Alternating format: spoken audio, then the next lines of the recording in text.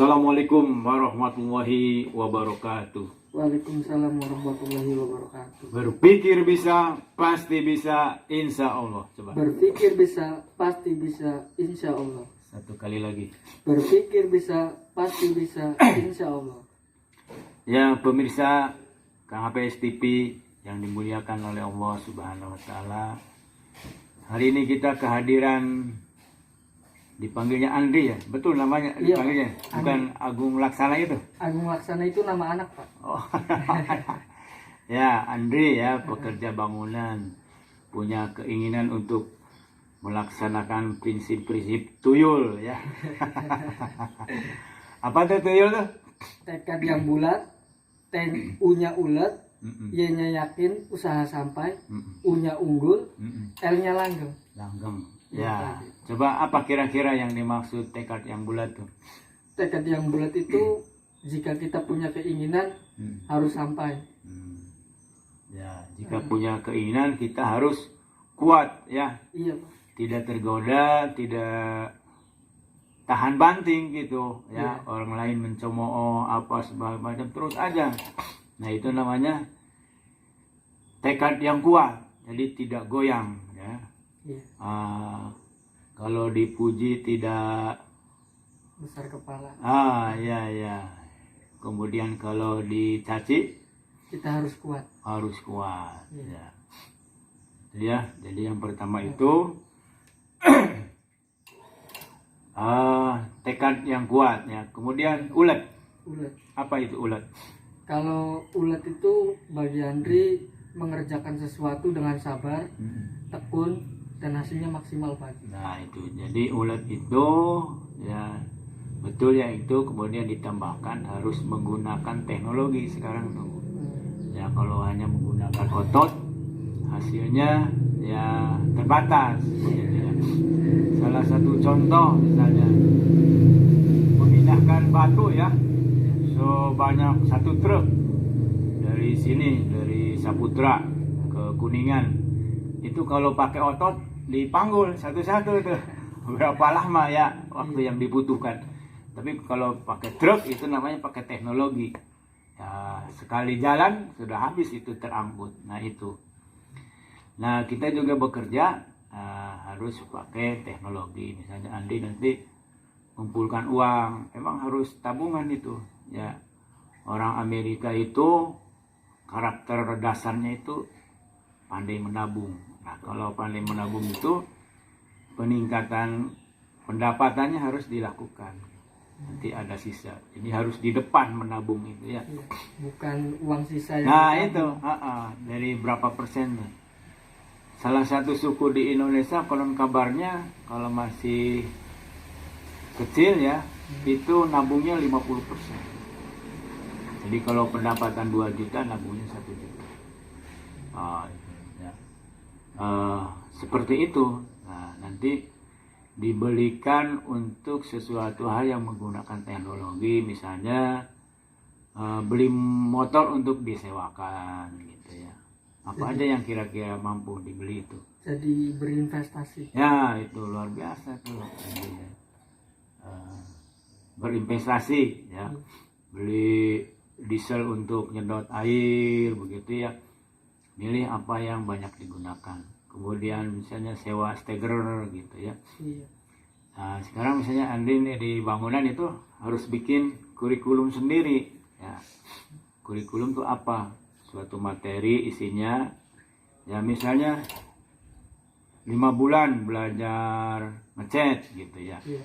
5 bulan belajar pasang plafon. Iya. Apalagi di sekitar bangunan tuh. Kalau sekitar bangunan itu pasang granit Pasang granit. Kira-kira ada berapanya? 10 ada. lebih dari 10. Nah itu, jadi bikin kurikulum sendiri, target sendiri. Saya bisa ini 5 bulan, saya bisa ini gitu. Akhirnya ngerti semua. Nah nanti bisa jadi pemborong gitu ya. Iya. Mandor dulu misalnya ya. Terus pemborong. Nah pemborongnya tuh yang kecil-kecil aja dulu, yang kira-kira mampu dilakukan. Nah itu di situ ada unsur, kalau pengusaha itu ada unsur keberanian begitu. Jadi harus kita tanamkan di dalam diri kita itu keberanian. setiap profesi itu memerlukan karakter yang berbeda-beda. Gitu. Ya, sebagai pemborong itu namanya pengusaha, ya, harus punya keberanian, tentunya dengan perhitungan yang matang. Nah, sekali lagi ulat di sini sekarang tidak hanya menggunakan otot, jadi hanya menggunakan teknologi. Ya. Ya, itu terus ya. Salah satu contohnya itu adalah sekarang Menteri Investasi tuh, ya bapaknya pekerja bangunan, ibunya cuci piring dari rumah ke rumah, itu bisa jadi menteri. Ya.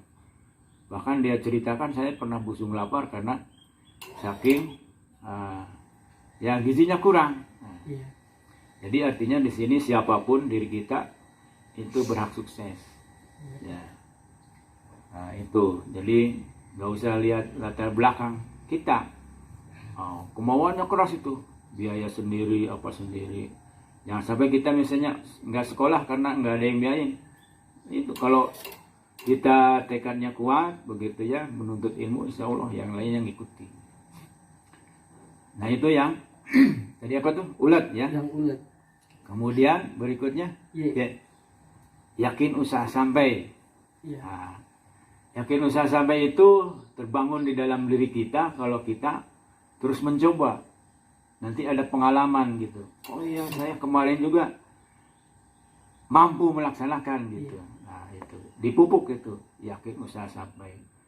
Nah keyakinan usaha sampai itu harus merujuk pada sholat. Ya, sholat itu diawali dengan Allahu Akbar. Allah Maha Besar itu, Allah berkuasa untuk merubah orang sakit menjadi sehat, orang miskin menjadi kaya, orang bodoh menjadi pintar, orang hina menjadi mulia. Nah itu, maka terbangunlah satu keyakinan, ya. Ya, seperti tadi contoh tuh, namanya Bahlil, ya. Ya, bapaknya pekerja bangunan, ibunya cuci piring, tapi bisa jadi menteri. Ia bergabung dengan himpunan mahasiswa Islam. Nah, di organisasi itu mampu mengangkat orang-orang yang tidak punya menjadi hebat dengan organisasi itu. Organisasi apa aja? Himpunan mahasiswa Islam, pergerakan mahasiswa Islam Indonesia, kemudian yang lain-lain, ikatan mahasiswa Muhammadiyah. Banyak orang yang miskin, tapi karena dia aktif di organisasi terangkat gitu. Seperti itu. Yang berikutnya apa? Yang berikut itu unggul. Nah, apa yang terpikir? Manusia unggul itu yang bagaimana? Manusia unggul itu, kalau menurut Andri, yang namanya manusia unggul itu dia bisa berpikir, yang pertama. Yang kedua berusaha, yang ketiga tidak menghina, dan yang keempat itu tidak memandang bulu, Pak Haji. Iya. Ya betul, itu juga. Tapi ada satu teori, kalau kita ingin menjadi manusia unggul itu ada 4K. Apa itu, Pak Haji? Ya, 4K itu, satu harus kreatif. Yang kedua harus kritis. Ya, yang ketiga harus kolaborasi. Kolaborasi itu kerjasama. Nah, yang keempat harus komunikasi, pandai berkomunikasi. Nah kita bahas satu-satu ya. Boleh.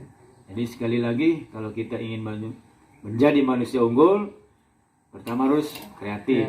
Jadi urutannya boleh, ya mau aja yang 4 itu ya. Kreatif itu adalah mampu membuat pemikiran baru, barang baru, produk baru begitu. Nah, jadi menciptakan hal-hal yang baru. Contohnya HP, tadinya nggak ada tuh. 20 tahun yang lalu, kayaknya orang tidak terbayang ya, telepon tanpa kabel. Ya, sekarang HP itu tanpa kabel. Pertama SMS sama telepon dulu ya. Dulu tidak terbayang itu bisa kelihatan mukanya. Wah, kayaknya mimpi ya. Sekarang bisa video call begitu. Nah ini, nah sayangnya itu diciptakan bukan oleh orang-orang Islam. Padahal ajaran Islam itu yang pertama Iqra. Ya, Iqra itu membaca.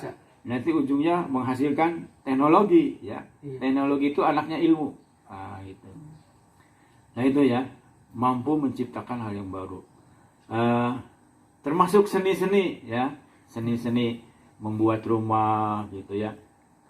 Kalau kita lihat bangunan Belanda tak terkalahkan tuh. Iya, kuat-kuat Pak. Orang Hatta bahasa Indonesia. Retak ya, Iya. retak ya. Itu bangunan Belanda udah ribuan tahun ya, ratusan tahun. Padahal tidak memakai semen ya Pak Haji. Nah itu, jadi konon kabarnya dulu itu hanya pasir ya, kemudian kapur, kemudian pasirnya juga diayak dulu, jangan sampai ada tanahnya. Kapur ya, kemudian bata yang diremuk gitu, bata Buat pasang bata. iya bata ini, Merah. bata merah. Iya. Nah, itu 3 tuh unsurnya, sama 4 sama air ya. Iya. Itu nggak ada retak, nggak ada apa itu. Kalau menurut saya Belanda tuh dulu jangan diusir ya, harusnya menjadi salah satu suku di Indonesia. Iya. Karena Belanda itu maju karena 2 hal. Yang pertama, dia pandai melukis, dan yang kedua pandai menulis. Nah, 2 hal itu perlu ketelitian yang besar gitu. Sehingga dulu Belanda itu bisa meneliti kekuatan-kekuatan kelompok di Indonesia ya, meskipun belum ada Indonesia. Diadu dulu, nanti yang menangnya tembak juga tuh. Itu politiknya Belanda ya. Tapi kita ambil yang positifnya ya. Kemampuan 2 hal itu. Arsitek ya. Ya, baru kreatif tadi ya. Iya. Kemudian kritis. Nah, kritis itu kalau kita ada informasi dari orang lain atau dari membaca itu tidak begitu saja menerima dan tidak begitu saja menolak, begitu. Harus dipikirkan dulu. Ya, apakah itu benar atau salah. Nah, seringkali orang itu saking senangnya semua dari si A yang disenang itu dibenarkan semua. Nah, itu nggak boleh begitu. Begitu juga sebaliknya. Kalau dari si B yang dibenci, nggak ada yang benar. Iya. Nah, itu nggak boleh begitu. Harus kritis ya. Nah, bahkan ajaran dosen saya itu, Profesor Doktor, kalau kita membaca buku itu harus mampu mengkritisi isi buku itu, bukan hanya memahami. Nah, mengkritisi itu lebih tinggi daripada memahami.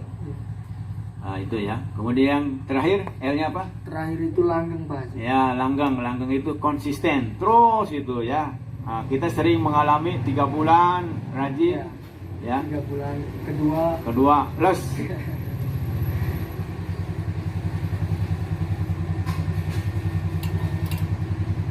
Les mati. Nah, itu berarti tidak konsisten, ya. Tidak konsisten. Nah, itu untuk melanggang itu harus motivasi yang kuat, gitu ya. Iya, Pak. Ya, motivasi yang kuat itu muncul di dalam diri kita kalau sesuatu peristiwa yang paling menyenangkan atau paling menderita. Ya. Nah, itu saya suka menyampaikan, ada namanya Mas Puk itu membuat buku orang tua kaya, orang Jawa kaya, orang Jawa miskin. Ya, itu dari meniru Robert Kiyosaki ya. Dia itu seorang yang sangat miskin. Setiap habis maghrib itu dibawa sama ayahnya untuk menghutang, untuk bayar sebelumnya terus. Lalu dia berjanji ya bahwa kemiskinan harus berhenti pada orang tua saya. Dia berjuang habis-habisan sampai ketika kuliah pun dia sering makan roti yang ada di tempat sampah tuh, karena saking miskinnya. Tapi alhamdulillah sehat ya. Dia jadi bupati 10 tahun di Lamongan, kemudian anggota DPR. Punya perusahaan, karyawannya 6.000. Itu dari orang yang sangat miskin bisa bangkit gitu. Begitu ya. Iya. Jadi sesuatu yang membuat kita menderita itu menjadi motivasi yang kuat. Sesuatu yang menyenangkan juga. Gitu. Jadi Andri kalau mau kuat itu cari penghinaan orang. Iya, Pak. Yang kira-kira menderita tuh. Benar. Awas loh. Saya akan lebih baik daripada kamu. Gitu. Iya, bener Pak Haji. Ya gitu. Oke, ada yang disampaikan? Ya udah itu aja Pak. Ya, jadi sekali lagi, jadi harus menggunakan teknologi. Ya, kalau kita hanya menggunakan otot sangat terbatas. Nah, teknologi itu bisa dibeli dengan cara nabung. Nah, nabung itu mengurangi sesuatu yang menyenangkan. Jadi ditunda kesenangannya. Ya, kalau misalnya biaya makannya 1.000, misalnya diturunkan 900. Tapi yang bagus sih ya pendapatannya ditingkatkan gitu. Iya, Pak. Pendapatan ditingkatkan, itu jam kerjanya diantaranya bisa ditingkatkan. Mary Meriana itu 18 jam kerjanya dulu ya, motivator. Putra Negara 18 jam. Hairul Tanjung sekarang masih orang kaya, sudah kaya, masih 18 jam aja kerjanya. Kita mah sering kurang ya. Iya, Pak. Yang masih menggunakan ini otot. Kemudian Habibie kerjanya dari jam 6 pagi sampai jam 12 malam. Nah ini ya, saya kira itu nggak ada yang ditanyakan. Terima kasih, Pak. Ya gitu. Mudah-mudahan ini satu peristiwa hidup yang ditulis dengan tinta emas, menjadi motivasi besar ya. Iya, Pak. Nah, nanti teman-temannya diajak, gitu. Mari kita gunakan tuyul. Ya, jangan lupa subscribe, like, and share. Orang Sunda apa? Orang Sunda. Tong hilap. Orang Jawa Jangan ajak kelalen. Orang Inggris don't forget. Ya, subscribe and like and share. Nah, gitu. Saya kira itu pemirsa, ini saudara Andri yang punya jiwa ya yang kuat, kemudian dia juga punya cita-cita yang besar ya. Ulet bekerjanya tinggal mengganti bekerja dengan otot, diganti bekerja dengan menggunakan teknologi secara bertahap.